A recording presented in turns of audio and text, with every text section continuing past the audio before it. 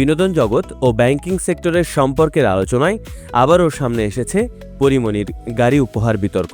2021 সালে এই ঘটনায় সিটি ব্যাংকের তৎকালীন এমডি ও কথাসাহিত্যিক মাসরুর আরিফিনের নাম আলোচনায় আসে। তবে শুরু থেকেই অভিযোগ অস্বীকার করেন তিনি। পরে জানা যায়, আলোচিত সেই মাসরুর আসলে সিটি ব্যাংকের মাসরুর আরিফিন নন। তিনি খন্দকার মাসরুর হোসেন মিতু, সাইমা ওয়াজেদ পুতুলের সাবেক স্বামী বলে বিভিন্ন সূত্রে দাবি করা হচ্ছে।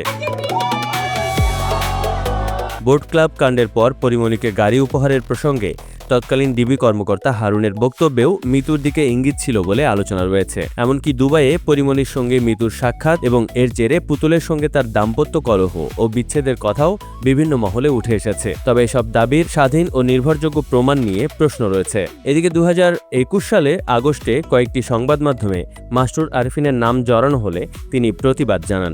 পরে 24 আগস্ট 2021 দৈনিক ইত্তেফাক প্রথম পাতায় ভুল স্বীকার করে দুঃখ প্রকাশ করে এবং স্পষ্ট করে জানায় পরীমনির ঘটনার সঙ্গে মাসরুর আরিফিনের কোনো সম্পর্ক নেই। অর্থাৎ বছরের পর বছর যে মাসরুরকে ঘিরে বিতর্ক, তিনি আর সিটি ব্যাংকের মাসরুর আরিফিন এক ব্যক্তি নন। প্রশ্ন হলো, এতদিন এই পরিচয় বিভ্রাটের আড়ালে আসলে আসল ঘটনাটা কি ছিল?